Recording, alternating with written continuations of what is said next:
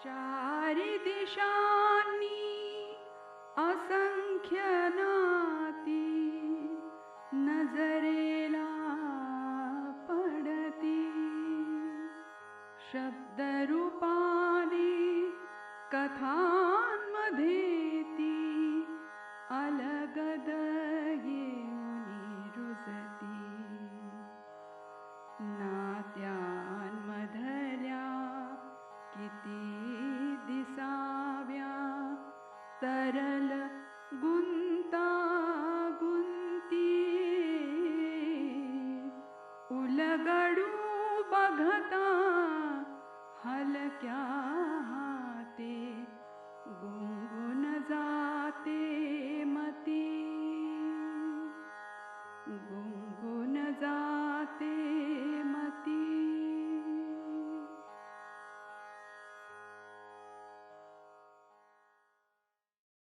कथा तुलना. लेखन आणि वाचन डॉक्टर अनघा केसकर. एरवी इतक्या रणरणत्या उन्हात दीपा बाहेर पडलीच नसती. पण कारणच तसं होतं. ट्रेझरीच्या लोकांनी वाद आणला होता. 8 दिवसात तिथली कामं उरकून दीपाला कैलासकडे परत जायलाच हवं होतं. अंथरुणावर खेळलेल्या कैलासला कोण किती दिवस सांभाळणार ना. आधीच चमत्कारिक असलेला त्याचा स्वभाव दुखण्यानं आणखी चिडचिडा झाला होता. मोठ्या मिनतवारीनं कल्याणचे भाऊजी आणि जाऊबाई त्याच्यापाशी 4 दिवस थांबायला तयार झाले होते. नंतर आईबाबा थांबणार होते. पण ट्रेझरीतल्या त्या मख्ख लोकांना त्याचं काय देणं घेणं होतं. सरकारकडून कैलासाला लागू होणारे पैसे हातात पडल्याखेरीज सामानाची हलवाहलव, डॉक्टरांची आणि इतरांची बिलं देणं दीपाला शक्य होणार नव्हतं. त्यांचे प्रश्न तरी काय आणि किती. कशावरून तुम्हीच त्यांची बायको आहात? मॅरेज सर्टिफिकेट दाखवा, ओरिजिनलच पाहिजे. झेरॉक्स कॉपी सबमिट करा. झेरॉक्स नाही आणली? तुम्ही नीट विचारून का घेत नाही सगळं? मिस्टरना का नाही आणलं बरोबर? असे अनेक प्रश्न. अहो, त्यांना आणता आलं असतं तर मी कशाला कडमडले असते इथे, दीपाच्या मनात आलं. पण आपला उद्वेग चेहऱ्यावर न दाखवता अजिजी दाखवत ती तिथेच घुटमळली. यांच्या आयडेंटिटीचं प्रूफ कुठे आहे? पासपोर्टची झेरॉक्स चालेल. ह्या असल्या प्रश्नोत्तरांचा दीपाला वैताग आला होता. आज ट्रेझरी ऑफिसमधला तिचा 4था हेलपाटा होता. किती ते कागदपत्र आणि किती त्या औपचारिकता. जीव मेटाकुटीला आला होता नुसता. आतासुद्धा कुठल्याशा कागदाची झेरॉक्स काढायला ती निघाली होती. न जाणो पुन्हा या लोकांनी कागदपत्रांची पूर्तता केलीच नाही असं म्हटलं तर काय करायचं. ट्रेझरीत सबमिट केलेल्या सर्व कागदपत्रांच्या सेटची आपल्याकडे झेरॉक्स कॉपी हवी या विचारानं ती निघाली होती. ऑफिस समोरच्या झेरॉक्स सेंटरची वीज गेली होती. कांचिलावरून गळ्यावरून धावणाऱ्या घामाच्या धारा तिनं छोट्याशा रुमालानं पुसल्या. भर दुपारीही रस्त्यावर वर्दळ होती. गाड्या टॅक्स्या भराभरा धावत होत्या. पण त्या आपल्यासाठी नाहीत. ती स्वप्न आता विसरायला हवीत हे दीपानं मनाला बजावलं. आता रणरणत्या उन्हाची सवय करून घेणं भागच होतं. आयुष्यानं जे काही पुढ्यात वाढून ठेवलं असेल त्याला सामोरं जाणं भाग होतं. स्वतःचीच कीव करत दीपा रस्त्यानं पुढे चालली होती. या विचारात चालत असतानाच दीपापाशी पांढऱ्या रंगाची एक झेन येऊन थांबली. चालकाच्या आसनावरच्या माणसानं तिच्याकडे पाहून हसल्यासारखं केलं. अंगावर राखाडी रंगाचा शर्ट, मनगटावर टायटनचं सोनेरी घड्याळ, डोळ्यावर फॅशनेबल गॉगल, डिओडरंटचा मंद वास. माणूस सभ्य वाटत होता. याला कुठेतरी पाहिलंय, पण कुठे? दीपाच्या पटकन लक्षात येईना. त्यानं विचारलं, तुम्ही आशा भागवत ना? डोळ्यावरचा गॉगल त्यांनी काढला. डोळ्यावरचा गॉगल काढला आणि दीपानं त्यांना ओळखलं. गणेश दिगंबर कान्हेरे. ती म्हणाली, हो, नाही म्हणजे पूर्वाश्रमीची आशा भागवत, आता दीपा जोशी.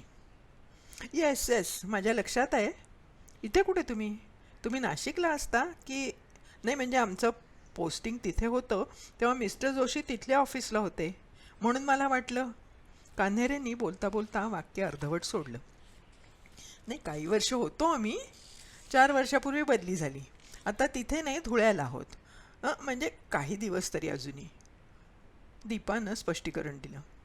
त्यांचं हे बोलणं असंच चालू राहिलं असतं, पण मागून गाडीचा करणा वाजायला लागला. गाडी जरा बाजूला घेतो आणि मग आपण बोलू. एवढं बोलून कान्हेरेंनी गाडी थोडी पुढे घेतली आणि थांबवली. दीपाला आता गणेश कान्हेरेंशी काही बोलायचं नव्हतं. तिच्या मनात आलं, आपल्या दोघांच्यात बोलण्यासारखं शिल्लक आहेच काय. अधूनमधून देशपांडे काकांकडून त्यांच्याविषयी कळत होतं. त्यांची नोकरीतली तडफ, नंतर सरकारी नोकरीवर लाथ मारून चालू केलेला स्वतःचा व्यवसाय, त्यात झालेली त्यांची भरभराट. रुखरुख लावायला तेवढंही पुरेसं होतं. त्याच काळात आपली झालेली दैना. या माणसाला कशाला समजायला हवं आहे? का तेच त्याला ऐकायचं आहे आणि पाहायचं आहे? तिच्या मनात आलं.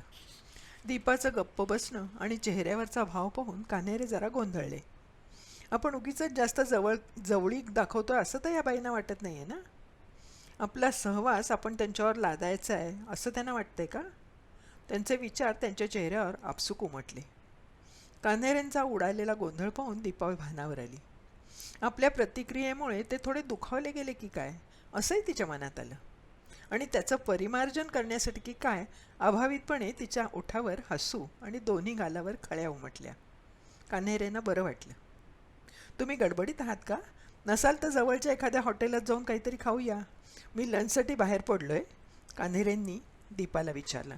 नाही, नको नको, मी घरून खाऊनच निघाले, दीपा घाईघाईने म्हणाली. ठीक आहे, मग तुम्ही कॉफी घ्या. किती थकलेला दिसतोय तुमचा चेहरा. पाहिजे असल्यास मी तुम्हाला सोडीन कुठे जायचं आहे तिथे, म्हणजे तुमचा वेळही जायचा नाही तेवढा. देशपांडे साहेबांची काही खबरबात कळेल मला तुमच्याकडून. त्या तिराहीत माणसाकडून आपल्या थकव्याविषयी बोललं जावं, आपल्या वेळेची कदर दाखवली जावी, यांना दीपाचा चेहरा कसा तरी झाला. आपल्याला आता खरंच कॉफीची गरज आहे हे तिला जाणवलं. तरी ती हसून म्हणाली, कशाला तुम्हाला उगीच त्रास. दीपाला फक्त संकोच वाटतोय, एरवी तिची आपल्याबरोबर यायला ना नाही आहे याची एकदा खात्री पटल्यावर कान्हेरेंना हायसं वाटलं. ते म्हणाले, खमॉन, त्रास बीस काही नाही हो. असं म्हणून कान्हेरेंनी डाव्या बाजूचं दार उघडलं आणि तिनं त्यांच्या शेजारी बसावं असं सुचवलं. थोडीशी संकोचानं आणि थोडी अनिच्छेनं दीपा गाडीत बसली. गाडी सुरू झाल्यावर वाऱ्याची सुखद झुळूक आली आणि तिला बरं वाटलं. सावली आणि मंद वारा या दोन्ही गोष्टी किती सुखावं असतात ते नव्यानं लक्षात आलं. खरं आहे, उन्हात गेल्याशिवाय सावलीची किंमत कळत नाही, तिच्या मनात आलं. इतक्यात कान्हेरेंनी विचारलं, काही कामासाठी आलात का तुम्ही मुंबईत? पण दीपाचा काळवंडलेला पडलेला चेहरा पाहून पुढे ते म्हणाले, नाही, म्हणजे सांगण्यासारखं नसेल तर नका सांगू. नाही हो, तसं काही नाही, पण. दीपा पुन्हा थांबली. ओके, पण मला काही अडचण असेल तर सांगायला हरकत नाही, बोलायला संकोच करू नका. शक्य झालं तर मी तुम्हाला मदत करीन. तुमची माझी तशी फारशी ओळख नाही, पण आमच्या देशपांडे साहेबांना तुमच्याविषयी किती जिव्हाळा वाटतो ते मला माहिती आहे. आपण असं करूया, आधी हॉटेलात बसू, मग बोलू. मुंबईच्या या अपरिचित सरकारी वातावरणात दीपाला इतकं अगतिक वाटत होतं की मदतीचा हा हात पकडायचा मोह तिला झाला नसता तरच नवल. पुरुषी आधाराशिवाय बाहेरच्या जगात वावरायची तिच्यावर आजवर कधीही वेळ आली नव्हती. मुंबईसारख्या मोठ्या शहरात आणि सरकारी बाबू लोकांच्या कळपात तर ती मुळीच गेलेली नव्हती. थँक्स, नाही तर मुंबईत कोण कोणासाठी एवढा वेळ खर्च करतंय. मला खरंच कोणाच्या तरी मदतीची आता फार गरज आहे. अगदी भांबावल्यासारखं होऊन गेलं आहे, ती म्हणाली. अहो, तुमच्याकडे पाहून तसंच वाटलं मला, म्हणून तर मी विचारलं. कान्हेरेंनी एका छानशा छोट्या हॉटेलपाशी गाडी थांबवली आणि म्हणाले, मी बरीच वर्ष इथे येतोय. हे हॉटेल फार मोठं नाही आहे, पण पदार्थ चांगले आणि स्वच्छ असतात. तुमची काही हरकत नाही ना इथे जायला? अहो, माझी कसली आली हरकत, दीपा म्हणाली. कान्हेरेंना तिथली वेटर मंडळी ओळखत होती. कान्हेरेंनी दीपासमोर मेनू कार्ड सरकवलं आणि त्यांची स्वतःची ऑर्डर दिली. तुम्ही नक्की कॉफीच घेणार की खरंच भूक नाही आहे का तुम्हाला? मला वाटतं माणसाला उपाशीपोटी सर्वच प्रश्न आहेत त्यापेक्षा जास्त भयान वाटायला लागतात. तेव्हा निसंकोचपणे काय हवं ते मागवा, त्यांनी सांगितलं. जेवण खरंच नको आहे मला, कॉफी पुरेशी आहे. प्रत्यक्ष ओळख देख नसलेल्या या माणसाच्या सौजन्याचा आपण किती फायदा घ्यायचा असं वाटून दीपा म्हणाली. पण भूक नाही असं काही ती म्हणाली नाही हे कान्हेरेंच्या लक्षात आलं. ते म्हणाले, असं करा, मी जेवणानंतर कॉफी घेणार आहे, तेव्हा कॉफी घ्या, पण आधी सँडविचेस नाही तर इतर काहीतरी स्नॅक्स घ्या मला कंपनी म्हणून. खाता खाता आपण तुमची काय अडचण आहे त्याविषयी बोलूया, चालेल ना? ठीक आहे, दीपाने उत्तर दिलं. वेटरनं खाद्यपदार्थ आणेपर्यंत त्यांना बोलता येणार होतं. निदान दीपाला तिच्या कामाचं स्वरूप सांगता आलं असतं. ती म्हणाली, तुम्हाला माझ्या आयुष्यातल्या बऱ्याच गोष्टी माहीत नाहीत, पण त्याविषयी मी बोलणार नाही आहे. एवढंच सांगते की आज मिस्टर जोशींचे प्रॉव्हिडंट फंड, ग्रॅच्युइटी वगैरे ड्यूजबाबतच्या कामासाठी ट्रेझरी ऑफिसमध्ये आले. इनफॅक्ट गेले 4 दिवस मी इथे हेलपाटे घालते. छातीवर धोंडा ठेवून दीपानं सांगून टाकलं. अभावितपणे कान्हेरेंची नजर तिच्या गळ्याकडे गेली आणि मंगळसूत्रावर क्षणभर रेंगाळली. काय बोलावं ते त्यांना समजेना, पण त्यांच्या त्या आविर्भावावरून दीपाला त्यांच्या मनाचा गोंधळ लक्षात आला आणि ती म्हणाली, नाही म्हणजे मिस्टर जोशींनी मुदतपूर्व निवृत्तीसाठी अर्ज केला आहे. त्यांची तब्येत बरी नसते. यापुढे काम करणं त्यांना खरंच शक्य होणार नाही आहे. म्हणून मग असं माझा ट्रेझरीशी फारसा संबंध येत नाही. पूर्वी गव्हर्मेंट सर्व्हिसमध्ये होतो तेव्हा मी इथे येत असे माझ्या कामासाठी, पण स्वतःचा व्यवसाय सुरू केल्यापासून तशी वेळच येत नाही. सॉरी, तुमचा उगीचच वेळ घेतला हो. यांच्या ऑफिसमधल्या काही सहकाऱ्यांनी ट्रेझरीमधल्या एकाशी तसं बोलून ठेवलं आहे. सगळे हिशेबही त्यांनीच नीट करून दिलेत, पण तरीही काहीतरी कागदपत्र नेहमी कमी पडतात हो, कुठेतरी माशी शिंकते. दीपाने सांगून टाकलं. अरेच्छा, माझ्याकडून मदत होणार नाही असं काही मी म्हटलं नाही. माझ्या ओळखीची माणसं अजूनही तिथे आहेत आणि मुख्य म्हणजे या गोष्टींच्या औपचारिकता मला ठाऊक आहेत. आपलं खाणं पिणं झालं की मी तुमच्यावर येतो ऑफिसात. आता दीपाचा चेहरा सैलावला. दोघांचं खाणं पिणं इकडच्या तिकडच्या जुजबी गोष्टी बोलण्यात झालं. कान्हेऱ्यांना 2 मुलगे आहेत, त्यातला एक इंजिनिअरिंगला आहे आणि दुसरा CA होतोय. त्यांची बायको त्यांना त्यांच्या कामात मदत करते, अकाउंट सांभाळते, हे त्यांच्या बोलण्यावरून तिला समजलं. दीपाविषयी माहिती विचारताना मात्र त्यांना बरंच अवघडल्यासारखं वाटत होतं, हे त्यांच्या देहबोलीवरून दीपाच्या लक्षात आलं. तिच्याविषयी अगदीच काही विचारायचं नाही हेही बरं दिसलं नसतं. अशा चमत्कारिक परिस्थितीत ते सापडलेत हे सुद्धा तिच्या लक्षात येत होतं. नाहीतर एरवी इतक्या आत्मविश्वासानं वावरणारा हा माणूस हातांची उगीच चाळवाचाळव करणार नाही, कारण नसताना नजर चुकवणार नाही. त्यांना उत्तर देताना दीपा म्हणाली, आमचा मुलगा कुणाल, तो गेलेला तुम्हाला देशपांडे काकांच्याकडून कळलं असेल कदाचित. तिचा आवाज थोडा थरथरला. हो, म्हणजे काय झालं, तुमच्याकडून त्यांना तसा फोन आला होता तेव्हा नेमका आम्ही त्यांच्या घरीच बसलो होतो. ती बातमी ऐकून फार अपसेट झाले होते काकू आणि म्हणून मला कळलं. कान्हेरेंनी स्पष्टीकरण दिलं.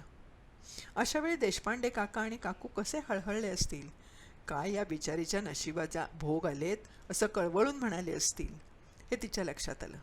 चिडून त्यांनी कैलासलाही दूषणं दिली असतील. कदाचित तिच्या आयुष्यात आलेल्या सर्व संकटांचा कान्हेऱ्यांसमोर पाढा वाचला असेल. हे दृश्य दीपाच्या डोळ्यांसमोर उभं राहिलं. गणेश कान्हेरे आणि कैलास जोशी यांच्यातल्या कोणाची दीपासाठी निवड करावी ह्याविषयी घरी ज्या चर्चा झाल्या होत्या त्या चर्चांच्या वेळी देशपांडे काकाही हजर होते. जोशांकडून आणि कान्हेऱ्यांकडून एकाच वेळी दीपाला होकार आला होता. निर्णय आशाला म्हणजे आत्ताच्या दीपाला आणि तिच्या आईवडिलांना घ्यायचा होता. देशपांडे काका कान्हेरेंना थोडं ओळखत होते. तो कैलासपेक्षा शिक्षणानं कमी असला तरी सुस्वभावी आहे, हरहुन्नरी आहे असं त्यांचं मत होतं. दिसाला कैलास सावळा पण जास्त रुबाबदार वाटत होता. दीपाचं लक्ष कान्हेरेंच्या किंचित मागे गेलेल्या आणि कांशिलापाशी कबऱ्या झालेल्या केसांकडे गेलं. त्यांच्या रुबाबात त्यामुळे भरच पडत होती असं तिला वाटून गेलं. तेव्हा दाट केस असलेल्या कैलासला मात्र 35शीतच टक्कल पडायला लागलं होतं आणि 40शी उलटेपर्यंत डोक्यावर 4 केस तेवढे उरले होते. आणि आता तर पाहू नये असा अवतार झालाय नुसता. उगीच दीपाच्या मनात ही तुलना होऊन गेली. तेव्हा कान्हेरेंच्या गणेश या जुनाट नावापेक्षा कैलास हे नावही जास्त आधुनिक आणि सुंदर वाटलं होतं तिला. कितीतरी वेळा तिने ती दोन्ही नावं स्वतःच्या मनाशी उच्चारून पाहिली होती. आशा कैलास जोशी आणि आशा गणेश कान्हेरे असंही स्वतःच्या मनाशी म्हणून पाहिलं होतं. गणेश या नावाला नाक मुरडलं होतं, तरी मनातून त्याचं आर्जवी बोलणं आणि त्याच्या डोळ्यातली आपण आवडल्याची पावती तिला विसरता येत नव्हती. बोलायला गणेश चांगला होता. अनेक विषयांमध्ये त्याला रस होता. त्याच्या नजरेत दीपाविषयीची पसंती आपसूक दिसत होती.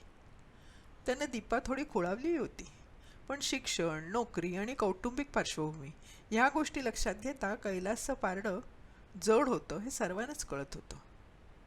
देशपांडे काकांनी कान्हेरेंची भलावण केली होती, पण तसा आग्रह धरणं बरोबर झालं नसतं म्हणून ते गप्प राहिले होते. कैलासशी लग्न करणंच आशाच्या दृष्टीनं कसं जास्त सुखावं आहे असं तिचे आईबाबा तिला पटवत होते. शेवटी व्यावहारिक शहाणपणा जास्त महत्त्वाचा ठरला. कसला व्यावहारिक शहाणपणा, काय भलं झालं त्या निर्णयानं माझं, तिच्या मनात आलं. दीपानं पर्समधून रुमाल काढला आणि गळ्याजवळचा घाम पुसला. मनातले विचार टाळण्यासाठी केलेला एक निरर्थक चाळा, दुसरं काही नाही. चाळा म्हणून दीपानं गळा पुसला तरी मनातले विचार तिला पुसता आले नाहीत. मन भूतकाळाकडेच धावत होतं. त्यावेळी म्हणजे बरोबर 30 वर्षापूर्वी दीपाच्या मनाचा उडालेला गोंधळ आणि हळूच गणेशच्या स्थळाकडे झुकणारं तिचं मन आईला आणि देशपांडे काकूंना लक्षात आलं होतं. तरुण वयात मुली भाबड्या आणि स्वप्नाळू असतात, मोठ्यानीच त्यांना शहाणपण द्यायचं असतं वगैरे म्हणत त्यांनी 4 समजुतीच्या गोष्टी सांगून तिचं मन वळवलं होतं. शेवटी तिची आई म्हणाली होती, तुझं जर लव्ह मॅरेज असतं तर आम्ही काहीच म्हटलं नसतं, पण नाहीतरी पाहून विचार करून लग्नाचा निर्णय घ्यायचा आहे तर बुद्धीला पटेल ते करण्यात शहाणपण आहे. हे म्हटल्यानंतर मग दीपानंही स्वतःच्या मनाला तेच पटवलं होतं. पण नंतर कित्येक वर्ष न कळत तिच्या मनात कैलास आणि गणेशची तुलना व्हायची. आज अचानक गणेश समोर आल्यानं होत होती तशीच. मला वाटतं ॲक्सिडेंट होता ना तो, म्हणजे तुम्हाला त्रास होणार नसेल तर आपण त्या विषयावर नको बोलूया, कान्हेरेंनी मनकवडेपणाने म्हटलं. हो, त्रास होणारे विषय टाळायचे म्हटलं ना तर माझ्यापाशी बोलायला विषयच राहणार नाही, एकदम दीपाच्या तोंडून निसटलं. कुणालच्या अकाली मृत्यूनंतर घरात साचून राहिलेला उदासपणा, कैलासशी वाढलेली चिडचिड, सासरच्या लोकांनी झाल्या गोष्टीचा दीपावर ठेवलेला ठपका, मनात उत्पन्न झालेली जगण्याविषयीचीच अनाकलनीय भीती, भावाच्या जाण्यानं कुचंबून कोशात गेलेली कौमुदी, यातलं काय बोलण्यासारखं आहे तिच्या मनात आलं. कान्हेरे तिच्याकडे पाहत गप्प राहिले. यांना ब्लड प्रेशरचा त्रास पूर्वी कधीच नव्हता, पण 4 महिन्यापूर्वी त्यांना स्ट्रोक आला, तिने सांगून टाकलं. कैलासच्या विक्षिप्त आणि तापट स्वभावाविषयी फक्त देशपांडे काकांकडूनच नाही तर ऑफिसमधल्या अनेक सहकाऱ्यांकडून कान्हेरेंनी बरंच ऐकलेलं होतं. या बाईला त्याचा किती मनस्ताप झाला असेल हे त्याला समजत होतं. कैलासविषयी कुठल्याही नकारात्मक भावना न दाखवण्याची तिची धडपडही कळत होती.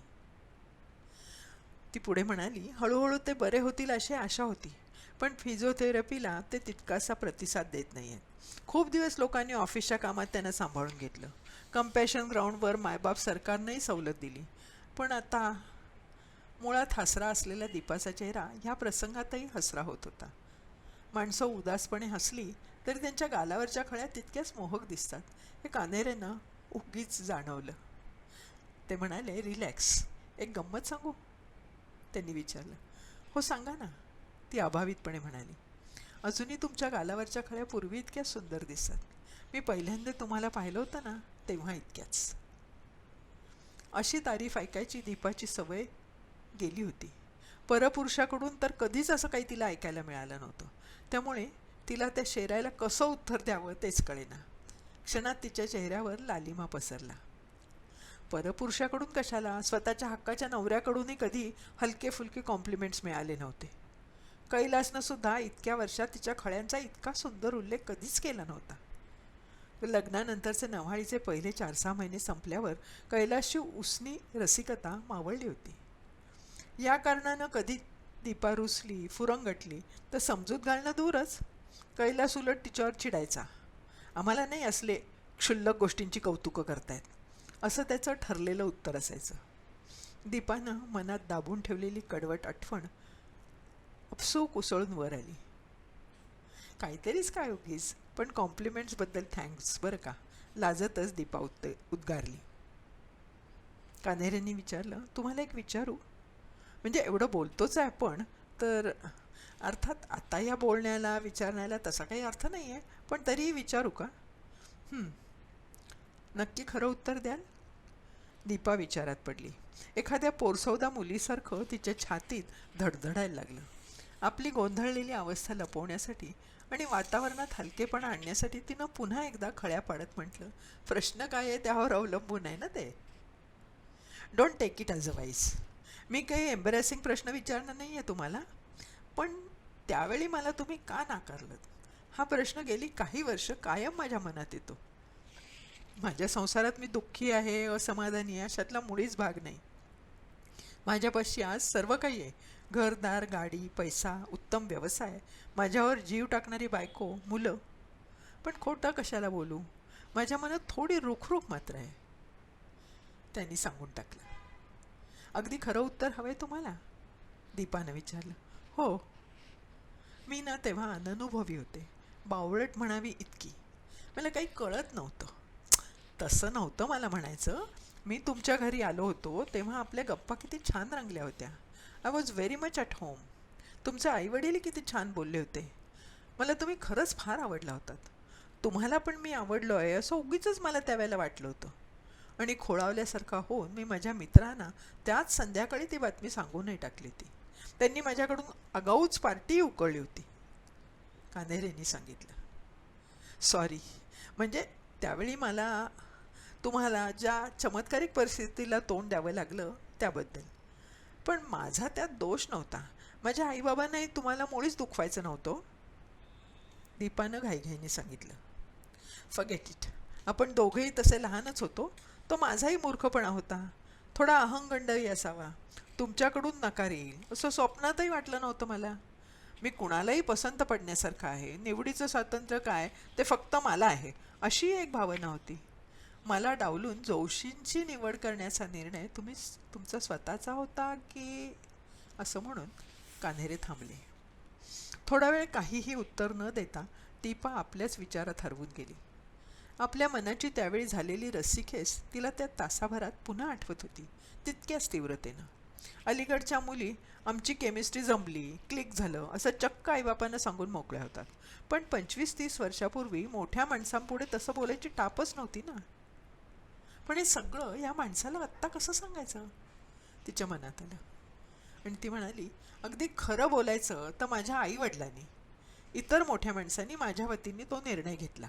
म्हणजे मी विरोध केला होता असं नाही, पण मला माझं मन उघड करून दाखवता आलं नाही. शिवाय त्यांच्या म्हणण्यात तथ्य आहे असंही मला त्यावेळेला वाटलं. तुम्हाला काय वाटलं होतं ते आधी सांगा, ते ऐकण्यात मला जास्त स्वारस्य आहे, कान्हेरे हसून म्हणाले. आता आली का पंचायत. इतक्या वर्षांनी ह्या परक्या माणसाला कसं काय सांगायचं आपल्या मनात तेव्हा दडलेलं आणि कैलाशी लग्न झाल्यावर चटकन विसरलं गेलेलं भाऊक स्वप्न. फार अडचणीत टाकले तुम्ही मला. आपण आज हे असं बोलत बसावं की नाही हेही मला ठरवता येत नाही आहे. फ्लर्टिंग केल्यासारखं वाटतंय उगीच, तिने सांगितलं. गणेश नुसताच तिच्याकडे पाहून समजुतीचा हसला. नंतर एकाएकी एकेरीवर येत म्हणाला, प्लीज गैरसमज करून घेऊ नकोस. मी तुझ्याशी फ्लर्टिंग करत नाही आहे. फक्त मी कुठे कमी पडलो हे समजावून घ्यायचा प्रयत्न करतोय. मनाने मी गुंतलो होतो तुझ्यात. हो काहीतरीच काय, तुम्ही कमी बिमी पडला नव्हतात, फक्त आपला योग नव्हता, ती म्हणाली. हे बोलताना दीपाच्या चेहऱ्यावर एक वेगळीच टवटवी आल्याचा गणेशला भास झाला. तो योगच का नव्हता हे मला समजावून घ्यायचं आहे. तुला आठवत आहे चहा पाणी झाल्यावर तू मला तुमची बाग दाखवायला नेलं होतंस. तुमच्याबरोबर आलेल्या तुमच्या स्नेहानं, मला वाटतं सुभाष नाव होतं नाही का त्याचं, लक्षात आहे अजून तुझ्या? हो, त्यानं तसं सुचवलं होतं, आपल्या दोघांना मोकळेपणानं बोलता यावं ह्या हेतूनं. अगं माझी अवस्था ओळखून त्यानं तसं सुचवलं होतं. फार चांगला होता तो. जाईच्या वेलापाशी उभं राहून माझ्याशी बोलताना तुझ्या तोंडावर संध्याकाळचा सोनेरी प्रकाश पडला होता. जाईच्या फुलांचा सुगंध आसमंतात दरवळत होता. तुझे मौसर भासणारे डोळे वेगळ्याच तेजानं चमकत होते. हसताना तुझ्या गालावरच्या खळ्या पाहून मला इतकी मजा वाटत होती की सारखं काहीतरी विनोदी बोलून मी तुला मुद्दामच हसवत होतो. यातलं काहीच तुला कळलं नव्हतं, त्यानं विचारलं. दीपाच्या डोळ्यात खट्याळ भाव उमटला. मी मगाशी म्हटलं त्याप्रमाणे लहान जरूर होते, पण तेवढंही न कळण्याची दूधखुळी नव्हते. तुमच्या बोलण्यानं मीही नादावले होते. तुमच्या डोळ्यातली पसंतीची पावती मलाच काय, घरच्या सर्व मंडळींच्या तत्काळ लक्षात आली होती. म्हणून तर परत केव्हा भेटायचं हे ठरवण्यासाठी मी फोन केला होता. आणि तुझ्या बाबांनी तुझं लग्न दुसरीकडे ठरल्याचं शांतपणे मला सांगितलं. मला धक्काच बसला ते ऐकून. लग्न ठरलं, ठरतंय वगैरे नाही. त्यामुळे पुढे काही बोलायला वावच ठेवला नाही त्यांनी. आम्ही तुम्हाला नकार दिला नव्हता. आम्ही म्हणजे माझ्या वडिलांनी तुमच्या कोणाशी संपर्कच केला नव्हता. आम्ही संपर्क केला नाही म्हटल्यावर तुम्ही समजून घ्याल असं वाटलं होतं आम्हाला, म्हणजे आईबाबांना. पण तुम्ही आपणहून फोन केलात म्हणून ते सांगायची. दीपानं स्पष्टीकरण दिलं. मुलांकडच्यांना नकार द्यायची तशी पद्धतच नव्हती ना तेव्हा. पण मला ते ठाऊक नव्हतं. मी आपणहून फोन केला म्हणून माझी आई मला नंतर खूप बोलली. विशेषतः पुढे 10 दिवस मी चेहरा पाडून बसलो होतो म्हणून. देशपांडे काकांना काही विचारायचा धीरच झाला नाही मला. आणि नंतर विचारणं माझ्या इगोच्या आड आलं. आज मी माझा इगो बाजूला ठेवून तुला हे विचारतोय. मी काय म्हणतोय ते येतंय ना तुझ्या लक्षात? हो, मला कळतंय सगळं. आपली भेट झाली त्याच्या दुसऱ्याच दिवशी जोशांचं स्थळ आम्ही पाहिलं. कैलासचं शिक्षण, हुशारी, त्याची कौटुंबिक पार्श्वभूमी, त्याला पुढे करिअरमध्ये असलेला स्कोप, ह्या मुद्द्यांचं महत्त्व सर्वांना जास्त वाटलं. शिवाय घरची जबाबदारी नाही वगैरे वगैरे. एवढं बोलून दीपा खिन्नशी हसली. का हसलीस? कान्हेरेने विचारलं. आपल्याला भविष्यातलं किती कमी कळतं ते लक्षात येऊन हसू आलं. आपल्याला मारे वाटत असतं की येऊ होईल तेव्हा होईल, पण असं म्हणून ती थांबली. खरंय, जे जे तुला मिळावं असं तुझ्या आईवडिलांना वाटत होतं ते सगळं मी देऊ शकलो असतो. आणि सॉरी टू से सो, कैलासला त्यातलं बरंच काही देता आलं नाही. पण हे आता कळतंय. मी तुला दोष देत नाही, पण मनाचा कौल न ऐकता शेवटी तू पक्का व्यवहार पाहिलास. नकळत गणेशच्या आवाजाला कडवट धार आली. 30 वर्षापूर्वीचा अपेक्षाभंग आज त्याच्या तोंडून बाहेर पडत होता. यावर बोलण्यासारखं काही नव्हतं. म्हणजे तिला प्रतिवाद करता आला असता, पण त्याच्या म्हणण्यातलं तथ्य अगदी 30 वर्षापूर्वी तिला जाणवलेलं होतं. आता तर ते सूर्यप्रकाशा इतकं स्पष्ट दिसत होतं. तरीही तिच्या चेहऱ्यावर नाराजी उमटली. नाकाचा शेंडा जरा जास्तच टोकेरी झाला आणि कपाळावर सूक्ष्म आठी आली. पण तिनं आपला राग शब्दात व्यक्त केला नाही. सॉरी, मला हे असं बोलायचा काही हक्क नाही, तेव्हाही नव्हता. आपली आज ही अकस्मात झालेली भेट मला अशी नासवून टाकायची नाही. Forget it. व्यवहारी असणं हा काही गुन्हा नाही, आणि आईवडिलांनी योजून दिलेल्या वराच्या गळ्यात न कुरकुरता माळ घालणं हाही अपराध नाही. माझा स्वतःच्या बोलण्यावर ताबा राहिला नाही, मला माफ कर, दिलगिरीयुक्त स्वरात गणेश म्हणाला. आणि त्याच्या किंवा दीपाच्या ध्यानीमनी नसताना त्यानं दीपाच्या हातावर हात ठेवला.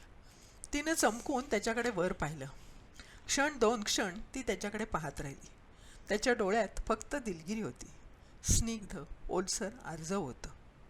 गणेशच्या खिशातला पेजर तेवढ्यात वाजला आणि तो किंचित काळ लोंबकाळलेला, भारावलेला क्षण जसा अकस्मात आला तसाच गेला. गणेश पेजरवर बोलत असताना दीपाला स्वतःचं मन सावरायला सवड मिळाली. पुन्हा दीपाशी बोलताना कान्हेरेंचा आवाज पूर्ववत औपचारिक झाला. सॉरी, जरा कामाचा निरोप होता, मला निघायला हवं आहे. पण त्याआधी आपण इथून थेट ट्रेझरी ऑफिसमध्ये जाऊया. त्याआधी तुझे कागदपत्र दाखव मला, म्हणजे आणखी काय हवं आहे ते सांगता येईल. आज होऊन जाईल तुझं काम. कान्हेरेंनी तिला आश्वासन दिलं. या झोळ्यात असले नसले सर्व कागद घेऊन मी हिंडतीये. संजीवनी वेल आणायला सांगितल्यावर हनुमानानं मेरू पर्वत उचलून आणला होता ना, तसं. यापेक्षा वेगळं काही आज त्यांनी मागू नये म्हणजे झालं. त्याच्या आवाजातून मिळालेली सूचना लक्षात घेऊन शबनम बॅगमधले कागद काढताना दीपा सहज बोलल्यासारखं बोलली. कामाचं बोलण्याआधी मी आणखी थोडं पर्सनल बोलतो. खूप दिवस मनात चलत होतं ते आज बोलून झालं. मला अगदी मोकळं मोकळं वाटतंय. विश्वास ठेव, माझ्या मनात तुझ्याविषयी आकस किंवा राग नाही. नेहमी तुझं भलं व्हावं असंच मला वाटत आले. आजची ही भेट माझ्या कायम लक्षात राहील. माझ्याही थँक्स.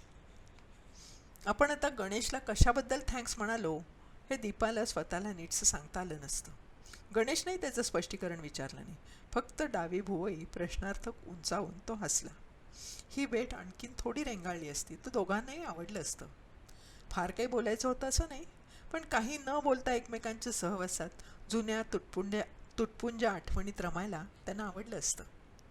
खाणं पिणं आटोपल्यावर यथावकाश गणेशने दीपाकडे असलेली कागदपत्र पाहिली. कागदांचा क्रम थोडा बदलला. कशा कशाच्या झेरॉक्स आहेत नाहीत ते पाहून घेतलं आणि त्यांचा संच केला.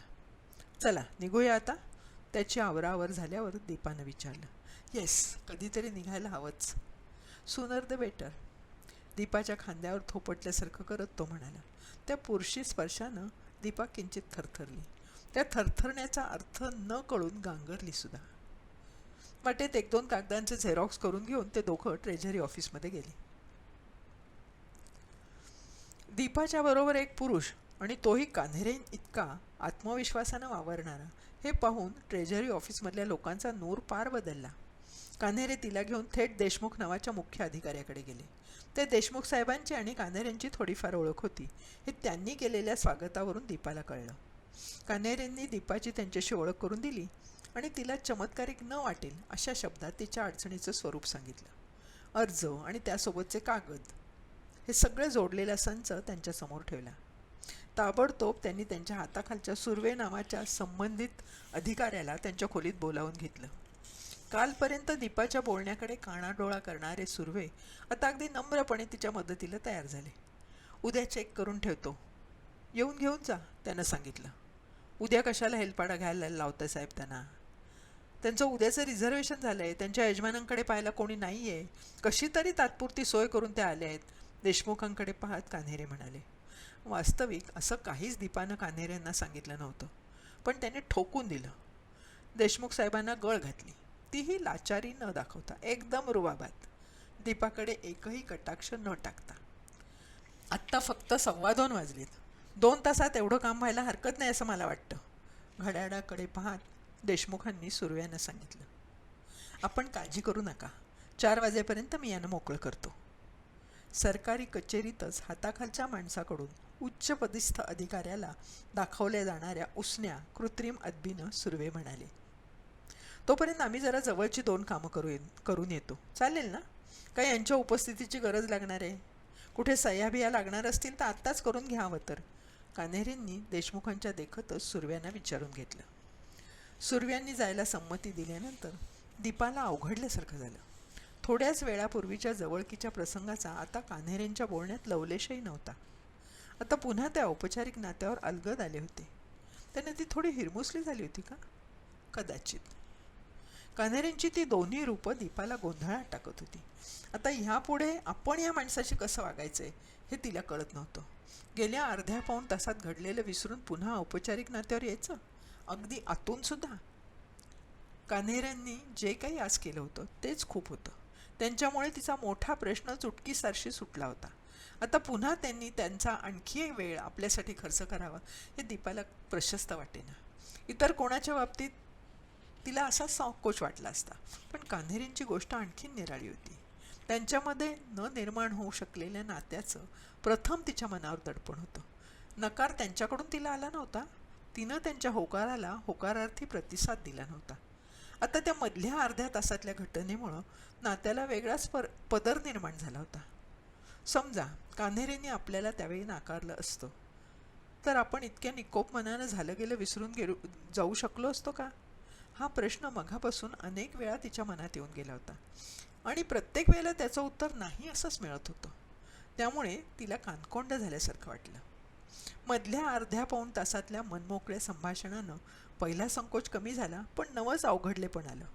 कुठेतरी मनाला एक प्रकारचा आल्हादही वाटत होता, गेल्या कित्येक वर्षात न अनुभवलेला. कुणाच्यासाठी तरी आपण कोणीतरी विशेष आहोत, त्याच्या मनात आपल्यासाठी सुंदर हळूवार कोपरा आहे, ही भावनाच किती सुंदर होती. आत्मविश्वास वाढवणारी, आत्मसन्मान देणारी. हे सर्व विचार मनात येऊन दीपा म्हणाली, थँक्स, तुम्ही माझं फार मोठं काम केलेत आज. तुमचे आभार कसे मानावेत तेच कळत नाही. आता मात्र तुम्ही माझ्यासाठी आणखी वेळ फुकट नाही घालवलात तरी चालेल. मी इथेच या ऑफिसमध्ये थांबते, तुम्ही तुमच्या उद्योगाला जा, तिनं सांगितलं. असं म्हणताय? पण इथे बसायला थांबायला चांगली जागाही नाही आहे. माझी महत्त्वाची कामं आहेतच, पण तुम्हाला वाटलं तर तुम्ही आमच्या ऑफिसात थांबू शकता. इथून जवळच आहे माझं ऑफिस. मला एका मीटिंगला जायचं आहे, तिथे जाता जाता मी तुम्हाला आमच्या ऑफिसमध्ये सोडून जातो. तिथे तुम्हाला जरा निवांत बसता येईल. 1-1.5 तासानं तुम्ही टॅक्सी करून पुन्हा ट्रेझरीत येऊ शकाल. कान्हेरेंनी सांगितलं. चालेल, तुमच्या ऑफिसात थोडा वेळ थांबून मग मी जरा थोडंसं शॉपिंग करीन आणि ट्रेझरीत जाईन. Thanks for everything. त्या एव्हरीथिंगमध्ये कितीतरी गोष्टी भरलेल्या होत्या, याची दीपालाही पुरेशी कल्पना आली नव्हती. Please mention not. मी सुद्धा आभार मानायला हवेत, छान कंपनी दिल्याबद्दल, मन मोकळा संवाद केल्याबद्दल. माझी सेल्फ इमेज सुधारून दिल्याबद्दल, कान्हेरे म्हणाले. अजूनही त्यांच्या मनात माझ्याविषयी खरोखरीच तसा हळवा कोपरा असेल? 30 वर्षापूर्वी कोवळ्या वयात त्यांच्या डोळ्यात डोकावली होती तशी भावनिक जवळीक खरंच आजही त्यांच्या मनात असेल का? की केवळ स्वतःचा अहंग गोंजारायचा म्हणून त्यांचा तो प्रयत्न होता?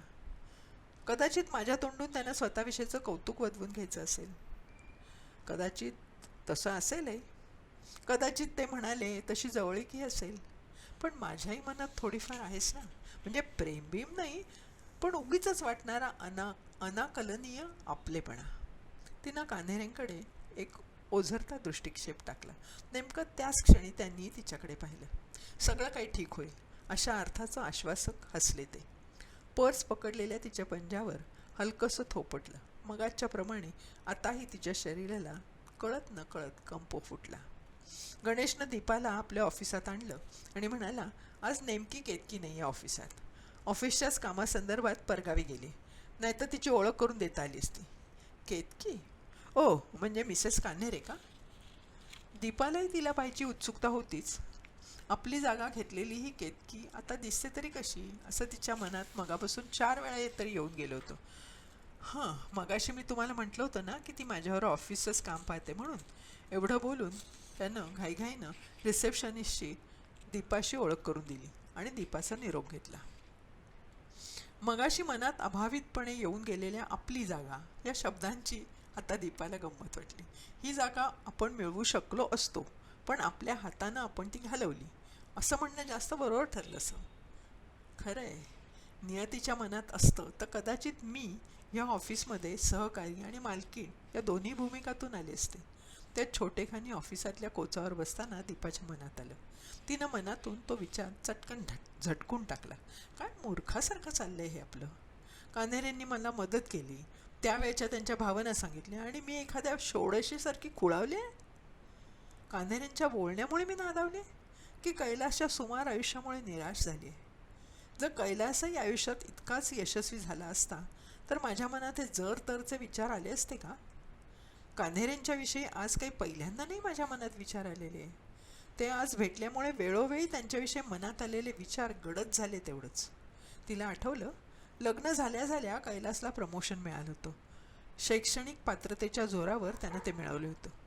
कान्हेरे मात्र ज्या पदावर पूर्वी होते त्याच पदावर राहिले होते. बघ, आम्ही तुला सांगत होतो ते बरोबर होतं की नाही? तेव्हा आईनं तिला म्हटलं होतं. सासूबाईंनी सुनेचा पायगुण चांगला आहे असं म्हणत किती कौतुकं केली होती. वर्षाच्या आत घरात पाळणा हल्ला होता. तेव्हा तर सासर माहेरच्या सर्वांनीच तिला कुठे ठेवू नये कुठे नाही असं करून टाकलं होतं. आपल्याला सुद्धा कान्हेऱ्यांना डावलून कैलासची निवड करण्याच्या आपल्या निर्णयाचा तेव्हा किती अभिमान वाटला होता. मग नेमकी आपल्या मनात या दोघांची तुलना केव्हा सुरू झाली? कान्हेरेंनी सरकारी नोकरी सोडल्याचं देशपांडे काकांनी बाबांना सांगितलं तेव्हा सर्वांनाच त्यांच्या अदूरदर्शीपणाची कीव वाटली होती आणि आपल्या लेकीचं त्याच्याशी लग्न झालं नाही ह्याचं समाधान वाटलं होतं. पण पुढे जसजसा कान्हेऱ्यांचा व्यवसायात जम बसायला लागल्याचं कानावर यायला लागलं तशी आपल्या मनाची उलघाल सुरू झाली. आपण कोणाला बोलून दाखवलं नाही, पण मनात ते येतच होतं. त्यातून कैलासनं नोकरीत विशेष काही करून दाखवलं असतं तर ती बोच कमी झाली असती, पण तसं झालं नाही. मग अशा तुलना करण्याचं प्रमाण वाढतच गेलं. कान्हेरेंविषयी कधी काही कळलंच नसतं तर हा प्रश्नच आला नसता. पण पहिली काही वर्ष ते अगदी नजरेसमोरच होते. 2-4 वेळा समारंभातून सपत्नीक गाठही पडली होती. पुढे ते बदलून गेले, पण त्यांच्याविषयीच्या बातम्या एकसारख्या कुठून ना कुठून कळत राहायच्या. अशा वेळी मग आपला निर्णय चुकला की काय, आपली निवड चुकली की काय अशी खंत वाढायची. कुणाकडे ते बोलायची सोय नव्हती, अगदी आईकडेही. तिच्या पारंपरिक मनाला हा असला अगोदरपणा मुळीच रुचला नसता आणि कळलाही नसता. इकडे कैलासचा हेकेखोर स्वभाव वाढवतच चाललेला. कान्हेरे जीवाचं रान करून त्यांचा व्यवसाय कसा वाढवतायत याची बातमी देशपांडे काकांकडून कळली की कैलासची परिश्रम घेण्याची नाखुशी आपल्याला आणखीन डाचायची. स्वतःच्या अपयशाचं खापर स्वतः सोडून बाकी कशावरही फोडायची त्याची वृत्ती वाढीला लागली आणि सगळं बिनसतच गेलं. समजा 30 वर्षापूर्वी आपण कैलासऐवजी कान्हेऱ्यांना होकार कळवला असता तर आपल्या आयुष्याचे धिंडोडे टळले असते का? की आपल्याच नशिबात हे सर्व भोग लिहिलेले होते आणि आपल्यामुळे कैलासला ते भोगावे लागले. कुणाल गेला तेव्हा सासूबाईंनी आपल्यावर राग धरला होता. दीपाच्याच कुंडलीत पुत्रवियोगाचा योग असेल असा कांगावा केला होता. आई काय भडकली होती तेव्हा त्यांच्यावर. आपण मात्र कुणावरही रागवायच्या चिडायच्या मूडमध्येच नव्हतो. इतकं मन बधीर होऊन गेलं होतं. सासूबाईंच्या विचारसरणीनुसार त्यांचं ते वाटणं बरोबर होतं. कारण सुरुवातीला कैलासला मिळालेलं प्रमोशन, कुणालचा झालेला जन्म याचं श्रेय त्यांनी चटकन माझ्या पायगुणाशी जोडलं होतं. तेव्हा आईच काय आपणही हुरळून गेलो होतो. आपलं कसं मूर्खासारखं असतं. तेव्हा आपल्याला त्यांच्या विचारातला उथळपणा, अतार्किकता खुपली नव्हती. पण आपल्यावर दोषारोप केल्यावर मात्र योग्यतेचा निर्णय करायच्या, तर्कशुद्ध विचारांची कास धरायच्या मानसिकतेत आपली आई आणि आपणही आलोय. पण सासूबाईंचं वाटणं खरंच इलॉजिकल आहे हे तरी कशाच्या आधारावर? देव, आत्मा, पुनर्जन्म, प्राक्तन या सर्व गोष्टी अनाकलनीय नाहीत का?